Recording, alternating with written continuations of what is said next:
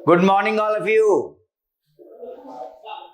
तो जो real number से पाठ शुरू किया है, पहले किताब का 90 में भी यही पाठ लिखा जाता था रियल नंबर्स की तरफ से। वहाँ नंबर सिस्टम लिखा गया है, संख्या पद्धति, लेकिन हमने रियल नंबर के नाम से ही शुरू कर दिया था। आइए चले आगे बढ़ते हैं, देखें। तो हमने पाया क्या, ये दूसरी क्लास है, आज पाठ चल रहा है रियल नंबर्स या नंबर सिस्टम्स, वास्तविक संख्याएं या संख्या पद्धतियां। रियल नंबर्स, ठीक है, वास्तविक संख्याएं, या हम कहें पाठ का नाम नंबर सिस्टम है 9th क्लास में, वो देखें नंबर सिस्टम्स, संख्या पद्धति।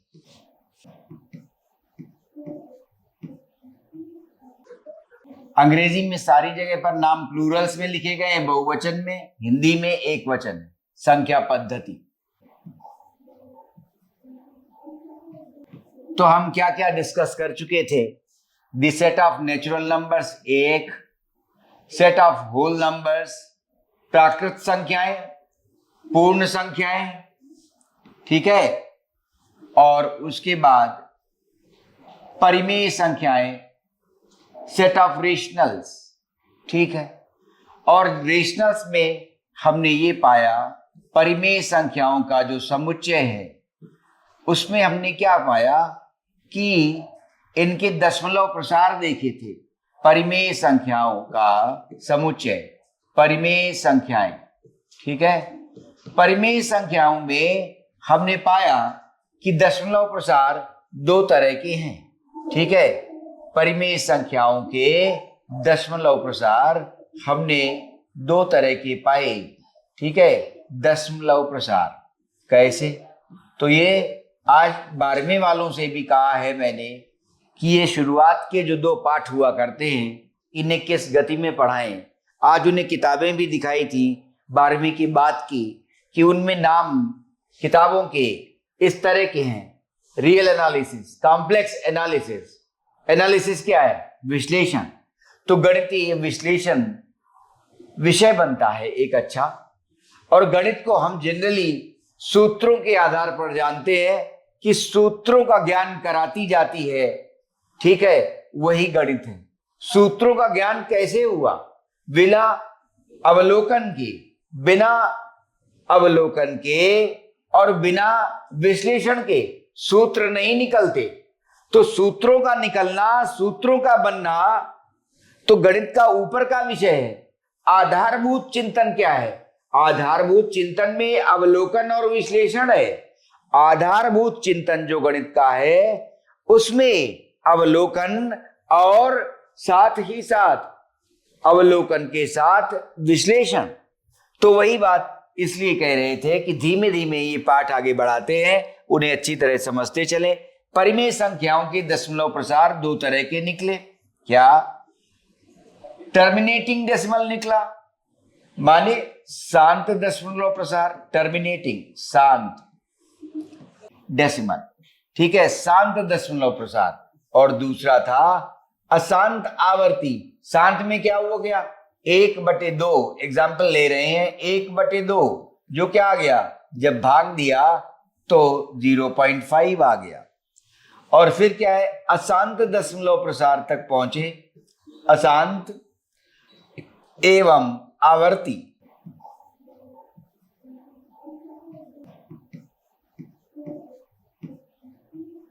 जब ये आया तो इसको कह रहे हैं non terminating repeating decimal. Non terminating अशांत है, नॉन टर्मिनेटिंग, ठीक है, non terminating repeating decimal, repeating.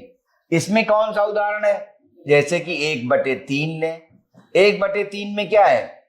दशमलव प्रसार जो चल रहा है वो चलता ही जा रहा है। 3 3 3 भाग देते रहिए, समाप्त ही नहीं हो रहा है, इसलिए शांत। और आवर्ती कैसे हो गया कि 3 3 3 बार बार 3 ही आ रहा है, तो वो लिखा जाता है 0। और 3 के ऊपर जो ये बार बार आ रहा है इसको रिप्रेजेंट करने के लिए एक दंड बार लगा दिया जाता है, दंड बार, तो 0.3 बार। तो हमने पाया कि जो रेशनल नंबर हमने लिया था कैसे, P बाई Q के फॉर्म का, P बाई Q, और P बाई Q के फॉर्म में हमने ये कहा था कि P एवं Q, P Q क्या है, इंटीजर्स हैं, P और Q पूर्णांक, ठीक है, पूर्णांक माने जाएंगे, इंटीजर्स। साथ ही साथ क्या हो, Q शून्य ना हो जाए, Q शून्य ना हो जाए, ये बात भी ध्यान देनी है। एक शर्त और थी, और वो थी क्या, कि P और Q लोएस्ट टर्म्स में हो, P एवं Q, ठीक है, सह अभाज्य हो, P एवं Q सह अभाज्य होने चाहिए, आपस में उनमें कोई भाग न जा सके, सह अभाज्य होने चाहिए, को प्राइम होने चाहिए, ठीक है। तो सह अभाज्य का यही अर्थ था कि 8/4, ठीक, 50/25, 100/50, ये सभी क्या है, 1/2 हैं, सभी क्या है, 1/2। तो सह अभाज्य, ठीक है, ऐसे जब आएगा तब हम कहेंगे कि वो P बाई Q का फॉर्म क्या बना, रेशनल नंबर, परिमेय संख्या बनी। तो उसमें यहां तक बताया था कि 1/2 जब लिखा जाएगा तो यही वास्तव में परिमेय संख्या बनी, जो किसी को भी रिप्रेजेंट कर रही है इस तरह की कि जब 8/4 लिखा जाए, 100/50 लिखा गया, 100/50 लिखा गया, ठीक, और 10/5 लिखा गया। तो ऐसे हम कितने भी P बाई Q लिख सकते हैं, ऐसे हम कितने भी P बाई Q लिख सकते हैं, जो कि सभी क्या बनाएंगे, परिमेय संख्या हाफ बनाएंगे, ठीक है। इस तरह के P बाई Q जो हैं वो एक ही परिमेय संख्या 1/2 को प्रदर्शित कर रहे हैं, ये बात ध्यान देनी है, ठीक है, कि P बाई Q जो स्टैंडर्ड फॉर्म है किसका, परिमेय संख्या का, उसमें इस बात को बहुत ध्यान दिया जाना है, नहीं तो हम कहेंगे 8/4 एक परिमेय संख्या है, 100/50 कोई दूसरी परिमेय संख्या है, 10/5 कोई अन्य परिमेय संख्या है, तो ये गलत माना जाएगा। ये सभी एक ही परिमेय संख्या को प्रदर्शित कर रहे हैं और वो 1/2 है। ये सभी 1/2 परिमेय संख्या को ही प्रदर्शित कर रहे हैं। तो यहां ध्यान दें कि P बाई Q ये भी रेशनल नंबर है, ये भी रेशनल नंबर है, ये भी रेशनल नंबर है, तो P बाई Q फॉर्म ही है इनका, लेकिन परिमेय संख्या के रूप में ये पूर्णता परिभाषित नहीं हो सकते। क्यों? 8/4 अभी सह अभाज्य नहीं है, 8/4 अभी कैंसिल हो सकता है। 1/2 हमने लिख दिया है तो 4/8 लिखना चाहिए था, गलत लिख गया हूं, ठीक है, ऊपर नीचे हो गया 50/100, ठीक है, और अब ये 5/10, ठीक है। तो 4/8 अभी सह अभाज्य बनाना है, तो 4 से 8 कैंसिल हो रहा है आसानी से, 1/2। 50 और 100 की जब बात कर रहे हैं तो 50 और 100 अभी रिड्यूस हो सकता है 1/2, ठीक है। ऐसा ही 5/10 के साथ भी हो जाएगा, ठीक है। तो यही कहा जा रहा है कि केवल P बाई Q का फॉर्म होना ही रेशनल नंबर नहीं दे देता, ठीक है। ऐसे तो फिर ये सभी अलग अलग रेशनल नंबर हो जाएंगे, लेकिन ये अलग अलग रेशनल नंबर नहीं है, ये सभी 1/2 को परिभाषित कर रहे हैं, 1/2 को प्रदर्शित कर रहे हैं। तो अब हमने पाया कि परिमेय संख्याएं इस तरह की थी, और अब उनके दशमलव प्रसारों पर जब हमने नजर डाली तो पता चला कि परिमेय संख्याओं के जो P बाई क्यू का फॉर्म लिए होती हैं, ठीक, उनमें शांत और अशांत एवं आवर्ती दशमलव प्रसार पाए जाते हैं। इस दो तरह के दशमलव प्रसार मिलते हैं। किनमें? परिमेय संख्याओं में इन दो तरह के दशमलव प्रसार मिलते हैं। अब क्या हुआ कि यदि जब शांत दशमलव प्रसार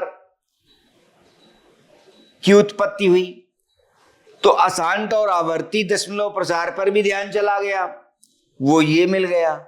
लेकिन इन दोनों नामों से ऐसा भी लग रहा है कि कोई और दशमलव प्रसार हो सकता है क्या? ठीक है, तो ऐसा लगता है कि हाँ, हो सकता है। अशांत हो और आवर्ती की जगह अनावर्ती हो, माने रिपीट ना करे। आवर्ती की जगह अनावर्ती हो, माने ये बार बार ना आए, रिपीटिंग पैटर्न ना मिले। तो यहां से इस दूसरे बिंदु से ये पता चला कि दशमलव प्रसारों का दशमलव प्रसार जो है वो एक तीसरा रूप भी ले सकते हैं। दशमलव प्रसार यदि अशांत हो और अनावर्ती हो जाए तो वो भी एक दशमलव प्रसार है। और ऐसा दशमलव प्रसार जो अशांत हो और अनावर्ती हो, रिपीट ना करे, तो उसको क्या कहेंगे, इस पर ध्यान देना है। तो जो तीसरा दशमलव प्रसार इसके बाद हमने सोचा है उनको नया सेट कहने जा रहे हैं और वो समुच्चय बनेगा अपरिमेय संख्याओं का। तो अब अपरिमेय संख्या से परिचित हो चले, ठीक है। तो अगर हम पाए कि ये एक तीसरी कोटि का दशमलव प्रसार जो आया, ठीक है, तीसरी कोटि का दशमलव प्रसार, ठीक है,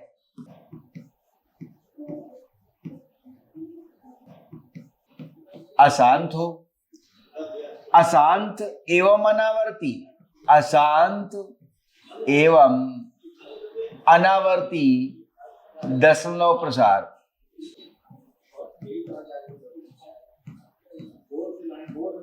अशांत एवं अनावर्ती, ठीक।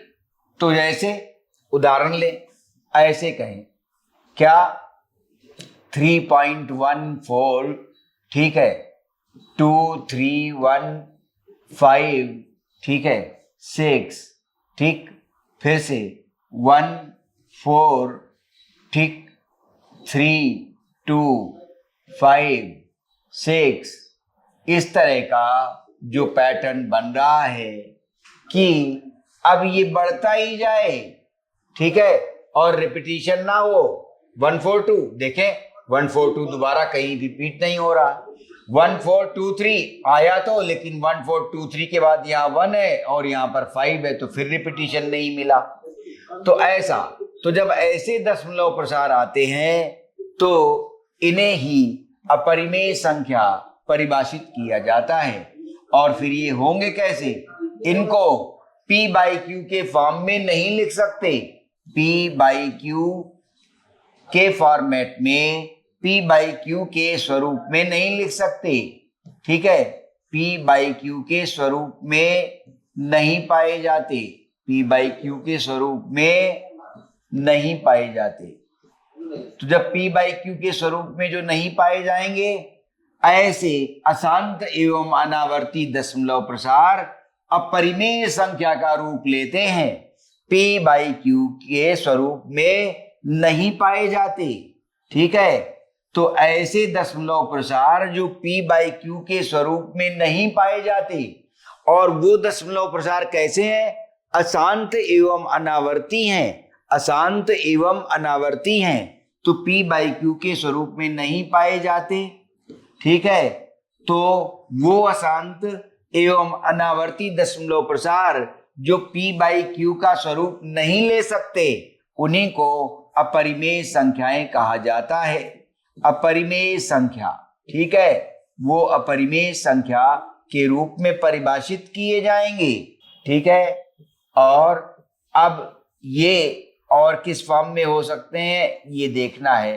परिभाषित, अपरिमेय संख्या परिभाषित होगी, अपरिमेय संख्या परिभाषित है कब, जबकि अशांत एवं अनावर्ती दशमलव प्रसार लेकर हम पाएंगे कि उसे P बाई क्यू के फॉर्म में नहीं लिया जा सकता, क्योंकि जब जब P बाई क्यू का फॉर्म लिया जाएगा, जब जब P बाई क्यू का फॉर्म लिया जाएगा तो दशमलव प्रसार या तो शांत हो जाएगा 1/2 की तरह, या फिर अशांत रहेगा और आवर्ती बना लेगा, तो अशांत और आवर्ती हो जाएगा। P बाई क्यू फॉर्म जब जब मिलेगा तो या तो वो शांत दशमलव प्रसार धारण करेगा या फिर अशांत एवं आवर्ती दशमलव प्रसार धारण कर लेगा। ठीक है, अब इसी से मन में ये जिज्ञासा आई किया कि कोई और दशमलव प्रसार भी हो सकता है, तो तीसरा दशमलव प्रसार एक ऐसा है जिसमें हम ये पाते हैं कि उनका P बाई क्यू का फॉर्म नहीं मिल पाएगा। तो ऐसे नंबर्स जिनको P बाई क्यू के फॉर्म में नहीं लिख सकते, ठीक है, वही अपरिमेय संख्या के रूप में जाने जाते हैं। अपरिमेय संख्याएं कैसी हैं? उनके प्रसार अशांत एवं अनावर्ती हो और उसमें साफ ये निकलता है कि ये संख्याएं P बाई क्यू के फॉर्म में नहीं मिलती, तो फिर वो अपरिमेय संख्याएं कहलाती हैं। एग्जाम्पल अगर हम कंसिडर करें तो जैसे √2 की बात करें, 2 का वर्गमूल है, प्राइम नंबर जितने हैं उनके वर्गमूल हम ले सकते हैं √3, और अगर हम ये रूट ना भी लें तो हम कई और लिख सकते हैं। जैसे हम कहें कि हमने लिखा 31.241, फिर हम लिख रहे हैं 242, फिर हम लिख रहे हैं 243, ऐसे। ठीक है, और आगे बढ़ते जाते हैं हम पाते हैं क्या कि रिपीटिशन नहीं हो रहा है किसी पैटर्न का। ठीक है, 24 के बाद 24 यदि आया है तो बीच में 1 पड़ गया, तुरंत रिपीट नहीं हो पाया। 24 के बाद फिर 24 आया है तो बीच में 2 पड़ गया, रिपीट तुरंत नहीं हुआ। ऐसे 3 डिजिट लें, 241 आया तो 241 शुरू तो हुआ ऐसा लगा, लेकिन रिपीट नहीं हो पाया क्योंकि 241 के बाद 242 आ गया, 242 फिर रिपीट नहीं हो रहा है, 243 आ गया। तो ऐसी संख्याएं जब हम लिखते हैं और ये प्राइम नंबर्स अभाज्य संख्याएं जो है उनके लिए यदि हम कोई वर्गमूल लें किसी भी ऑर्डर का, ये तो वर्गमूल है, ठीक है, घनमूल ले तो भी, तो उनके घनमूल या वर्गमूल हम पाएंगे वो भी अपरिमेय संख्या बनाते हैं, ये बात ध्यान रहे। अब हमारे पास जो भी सेट आए हैं उन सभी को यदि मिला दें तो एक बड़ा सेट बन जाएगा, बड़ा समुच्चय बनेगा। उस बड़े समुच्चय का नाम ही है वास्तविक संख्याएं। वास्तविक संख्याओं का समुच्चय। अब तक जो हमने समुच्चय पढ़े हैं, सेट्स पढ़े हैं नंबर्स के, कौन कौन से पढ़े हैं? ये पढ़ा, प्राकृत संख्याएं, पूर्ण संख्याएं, परिमेय संख्याएं, ये पढ़ रहे हैं। अब इसके बाद आया अपरिमेय संख्याएं। तो हमने ये पूछा था कल कि अपरिमेय संख्या ठीक किस सेट में डिनोट की जा रही है, ये देखना है कि अपरिमेय संख्या को कैसे लिखते हैं। ठीक है, तो अपरिमेय संख्या को कैसे लिखते हैं ये हमने तुमसे पूछा था कि नई किताब में अपरिमेय संख्या के सेट को किससे डिनोट करते हैं। जैसे प्राकृत संख्याएं n है, पूर्ण संख्या w है, होल नंबर, और इंटीजर्स की जब बात आ रही है तो z भी लिया था। ठीक है, और उसके बाद हमने q लिया था, तो पूर्णांक भी थे यहाँ। ठीक है, तो q के पहले ही हम लोग यहाँ पर z भी ला रहे थे, the set of integers, the set of integers. फिर रेशनल्स, परिमेय संख्या, और परिमेय संख्या और इंटीजर्स के बारे में प्रस्तावना दी थी और विस्तार से बताया था कि इंटीजर्स पूर्णांकों की जरूरत धनात्मक या ऋणात्मक रूप में क्यों जरूरत पड़ी। शून्य न धनात्मक बना था न ऋणात्मक बना था। तो ये हमारे पास सेट हैं। तो हम यही आपसे पूछ रहे थे क्या कि नई किताब ने क्या ये दिखाया है कि जो इर्रेशनल्स का सेट आ रहा है, ठीक है, उसको किससे डिनोट कर रहे हैं? अपरिमेय संख्याओं के समुच्चय को, अपरिमेय संख्या के सेट को, अपरिमेय, ठीक है, ये परिमेय संख्या थी, उसको Q से डिनोट कर रहे हैं। अपरिमेय संख्या, तो अपरिमेय संख्याओं का, ठीक है, उनको किससे डिनोट कर रहे हैं? अपरिमेय संख्याएं, इसके लिए सेट का नाम क्या दिया जाता है? ये अभी आपको फिर से मैंने जब जिज्ञासा रखी तो गूगल कह रहा है इसके लिए कुछ नहीं होता है, ज्ञान इतना विपन्न नहीं होता है कि इसके लिए कुछ नहीं होता है, इनके लिए है। और फिर क्या अक्षर कम पड़ गए जो इसके लिए नहीं होता है? होता है, गूगल को पता नहीं है। आइए तो आगे बढ़ते हैं। Set of natural numbers, set of whole numbers, set of integers, set of rationals and set of irrationals, ठीक है, ये चीज। अब आगे बढ़ते हैं। एक्सरसाइज ला रहे हैं 1.1, प्रश्नावली 1.1। और एक बात फिर से पूछ लेते हैं, क्या एक्सरसाइज 1.1 क्या ला रहे हैं ये विदित करा दें, और आप इसका भी उत्तर मुझे अगली कक्षा में दीजिएगा। न्यू एनसीईआरटी आप फॉलो करेंगे कि नहीं? न्यू एनसीईआरटी, ठीक है, न्यू एनसीईआरटी, ठीक है। अब इसमें जो सिलेबस है, कंटेंट्स हैं, ठीक है, पाठ्यक्रम, तो जो पाठ्यक्रम है वो नया आ गया। उस पाठ्यक्रम में करीब 19 पाठ होंगे, ठीक है, 19 लेसन्स। और वो 19 लेसन्स मान लो एनसीईआरटी ना भी लिख रही हो, लेकिन कॉम्प्रिहेंसिव बुक्स जो गाइड बुक्स थे, आर.एस. अग्रवाल आ गई है, आर.डी. शर्मा सर की किताब अभी आनी है, वो आर.एस. अग्रवाल सर की किताब 19 पाठ लिख रही है। और पाठों में कुछ पाठ 10वें के मिला दिए गए हैं, कुछ पाठ 11वें के भी मिला दिए गए हैं, प्लस, ठीक है, 9th के साथ क्या क्या प्लस कर दिया गया? कुछ पाठ प्लस कर दिए गए 10th के और कुछ 11th के, तो तब जाकर 19 पाठ का लेसन है।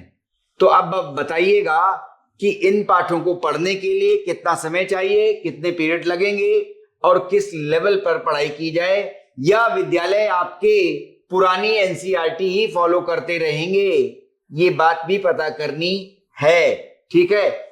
आर.एस. अग्रवाल सर की किताब ने कोऑर्डिनेट ज्योमेट्री पहला पार्ट लिखा है, आर.एस. अग्रवाल सर, ठीक है, आर.एस. अग्रवाल, उसमें ये पार्ट है। और जब ये लिखा है उन्होंने कोऑर्डिनेट ज्योमेट्री, तो वही पहला पार्ट एनसीईआरटी में भी निकलेगा, ठीक है, कोऑर्डिनेट ज्योमेट्री, निर्देशांक ज्यामिति, ठीक है, जो आपकी किताब में इस समय चौथा या 5वां पार्ट होगा। लेकिन अगर वो पार्ट है भी अभी पुरानी एनसीईआरटी में, तो भी उसमें गहराई बहुत कम है, लेकिन जो नई किताब है उसमें हर टॉपिक में गहराई है। तो बहुत अच्छा सिलेबस सरकार ला रही है, विरोध ना हो तो यही पढ़ना पड़ेगा, और वही अच्छा भी है, वही पढ़ना चाहिए भी। कोऑर्डिनेट ज्योमेट्री, निर्देशांक ज्यामिति, ठीक है। तो ये भी बात आज आपको हमने बता दी है, ध्यान रखिएगा, तारीख अभी शुरुआत ही है। चलिए आगे बढ़ते हैं। एक्सरसाइज 1.1 पर पहला प्रश्न ले रहे हैं, देखिए क्या है। अब तक काफी व्याख्या कर चुके हैं 1.1 के लिए। क्या 0 एक परिमेय संख्या है? तो पहला प्रश्न आया, क्या 0 एक परिमेय संख्या है कि नहीं है? 0 परिमेय संख्या मानी जाएगी कि नहीं मानी जाएगी? मानी जाएगी। क्यों? P/Q के फॉर्म में लिखी जा सकती है। 0 एक परिमेय संख्या है, P/Q के फॉर्म में लिखी जाएगी। कैसे?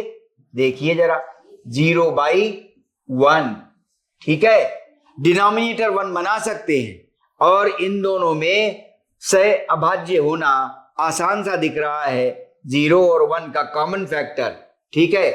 इस तरह से 1 जो कंसिडर किया जाता है कि HCF 1 हो, तो 0 और 1 का कॉमन फैक्टर 1 ही तो बनेगा। तो पता चला कि शून्य परिमेय संख्या के रूप में योग्य है।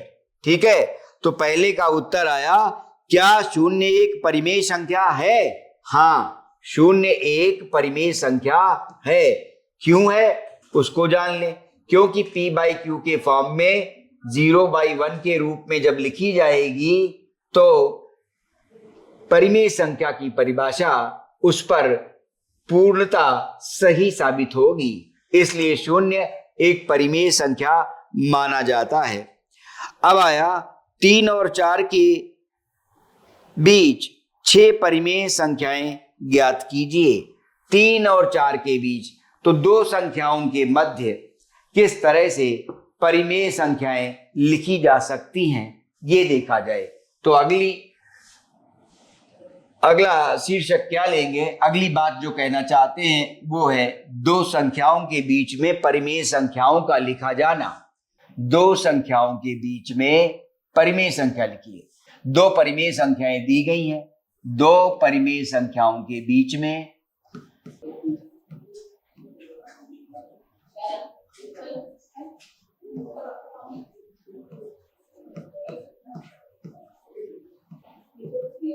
दो परिमेय संख्याओं के बीच में, ठीक है, अनेक परिमेय संख्याएं, अनेक और अनंत भी, ठीक है, अनंत भी हो सकती हैं परिमेय संख्याएं। कैसे लिखेंगे? तो ये दूसरा प्रश्न 1.1 का दूसरा प्रश्न बनता है, क्या अनेक परिमेय संख्याएं, अनेक अनंत परिमेय संख्याएं, ठीक है, कैसे लिखेंगे देखा जाए। चलो, अब इन्होंने कहा 3 और 4 के बीच में, 3 एवं 4। अब ये लगा कि 3 और 4 के बीच में, तो किसी को ध्यान आ गया 3 और 4 के बीच में 3.5 तो लिख ही सकते हैं, ठीक है, 3.5 को वो कहेंगे अरे ये तो 7/2 है, तो 7/2 एक आसान से लिखी गई।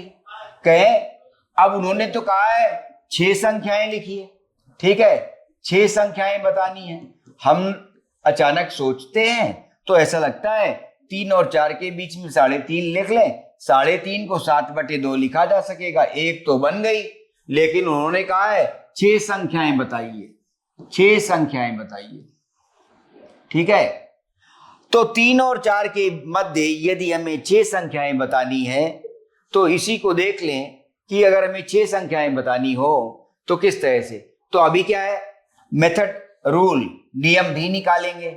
इसका कुछ नियम होना चाहिए, नहीं तो कब तक ऐसा भटकते रहेंगे। तो नियम में क्या है, एक छोटा पहला नियम, सरल नियम क्या है? सरल नियम ये है कि अगर कुछ नहीं खास पता हो तो विद्यार्थी ये कर सकता है, क्या सरल नियम में आता है क्या, 3 + 4/2, ठीक है, तो 7/2 आ जाएगा।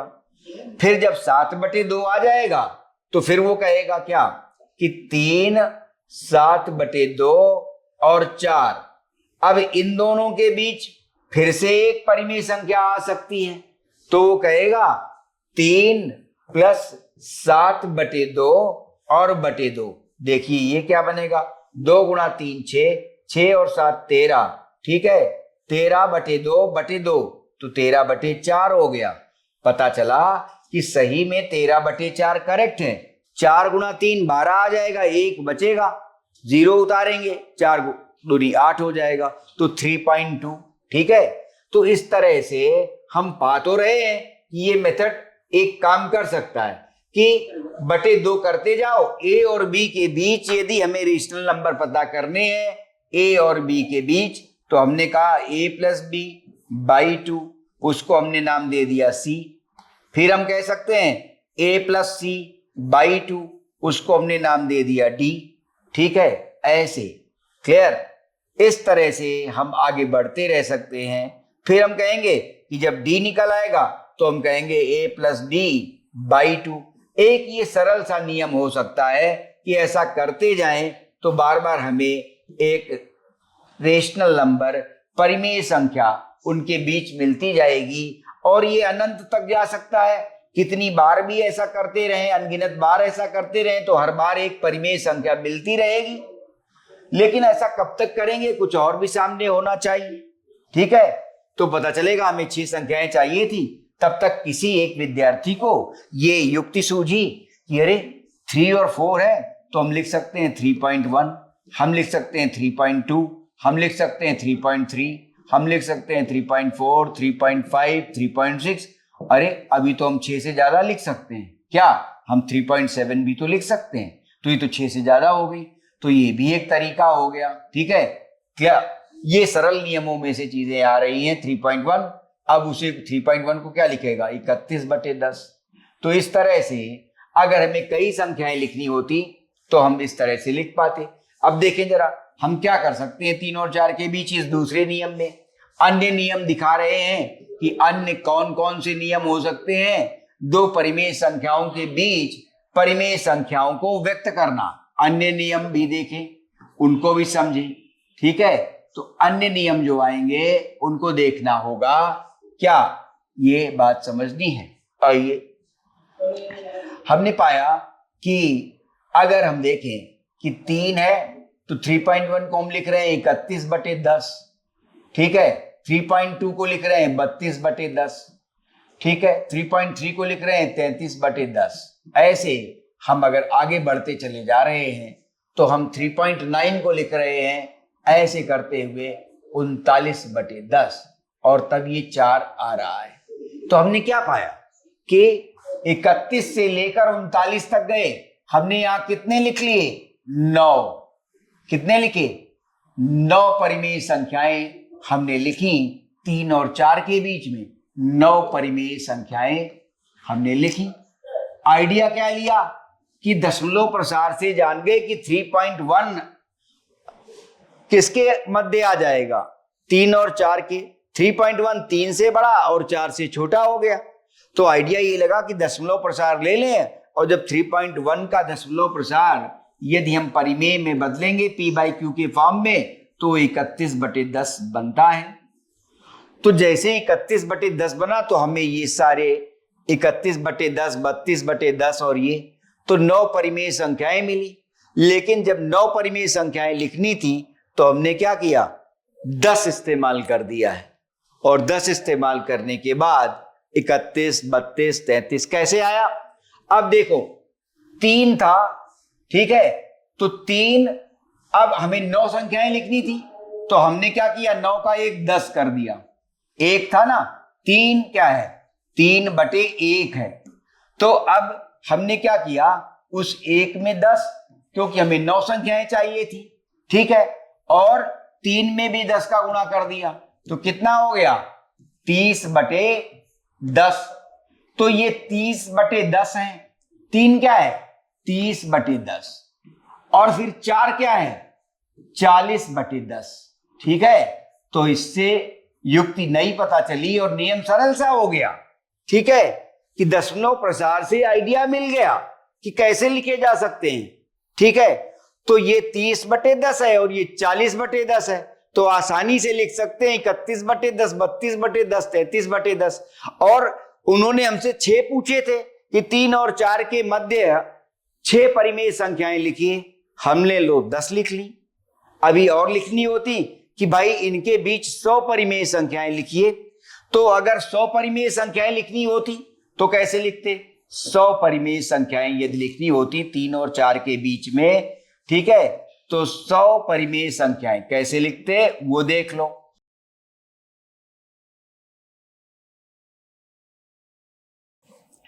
क्या हम ये मानते कि 3 क्या है, 3/1 है। अच्छा, अब हमने क्या किया, 100 चाहिए थी। ठीक है, तो 100 परिमेय संख्याएं अगर यदि हमें चाहिए, ठीक, या हमें 99 चाहिए होती तो हम 100 ले लेते, 99 परिमेय संख्याएं।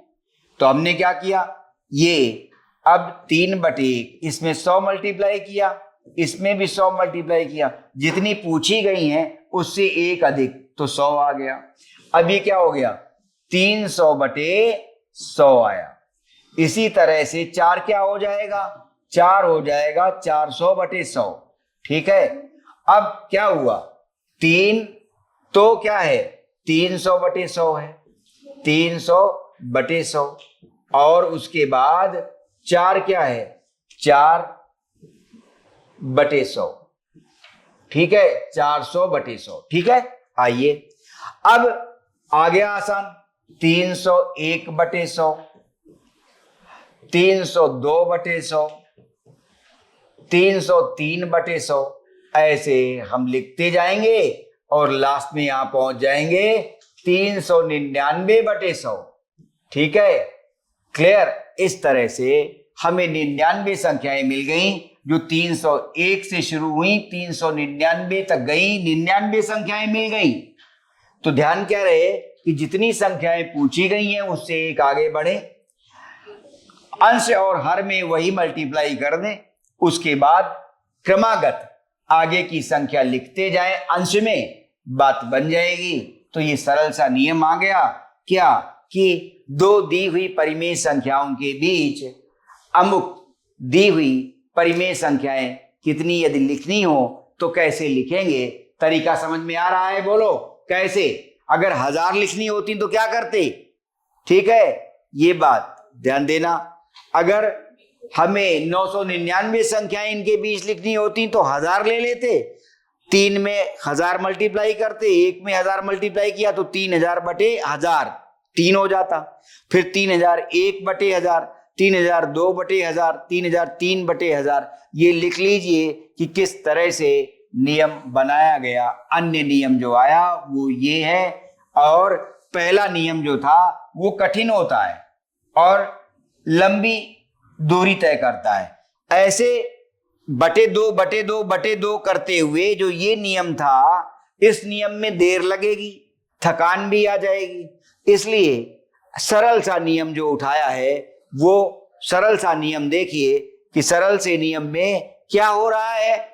हम इस तरह से अन्य नियम में आए हैं क्या कि यदि 9 संख्याएं पूछी जाती तो 9 को 1 बढ़ा देते 10, और 10 फिर हम 3 को क्या लिखते 3/1, अंश और हर दोनों में ही 10 मल्टीप्लाई किया तो ये 30/10 बना, ये 40/10 बना।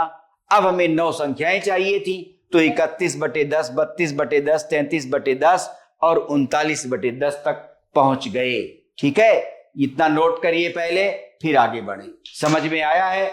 जो दूसरी विधि बताई है सरल सा नियम, वो समझ में आया कि नहीं आया? नोट करते हुए और अधिक समझदारी दिखाइए और सोचिए कि आप भली भांति समझ गए हैं कि नहीं। क्यों, ये रियलाइज करने की कोशिश करिएगा क्या कि जो ये वाला नियम था कि जोड़कर बटे 2 कर दो, जोड़कर बटे 2 कर दो, इससे बहुत देर लग जाएगी। कि मान लो अचानक इंटरव्यू में किताब में पूछा गया 6 संख्याएं लिखिए और इंटरव्यू में पूछ दिया गया कि 3 और 4 के बीच में 100 संख्याएं बताइए, परिमेय संख्याएं। अब गड़बड़ हो गई। क्यों? इसी से सीखा था क्या कि दोनों को जोड़ दो, बटे 2 कर दो। ऐसा करते में 100 संख्याएं बताने में तो बहुत देर लग जाएगी।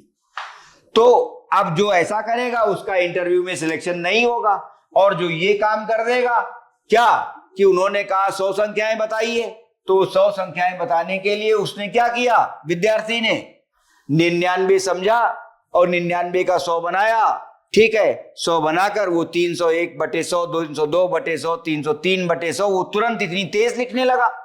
तो इंटरव्यूअर बहुत खुश हो गया कि इसने तो तुरंत लिख दिया 99 संख्याएं 3 और 4 के बीच में। और वो जो पहला विद्यार्थी इंटरव्यू दे रहा था वो लंबी चाल से दोनों को जोड़कर बटे 2 करता तो बदला 3-4 मिनट में वो 2-3 संख्याएं ही बता पाया। तो इंटरव्यूअर को ये समझ में आ गया कि इसको सही तरीका मालूम नहीं है। ठीक है, तो सही तरीका ये है कि जिस समय आपसे पूछा जाए 2 परिमेय संख्याओं के बीच में हजारों संख्याएं यदि बतानी हो तो इस तरह से सरलता से बता सकते हैं। इसे नोट करिए। क्या किया जाता है, याद दिला रहे हैं।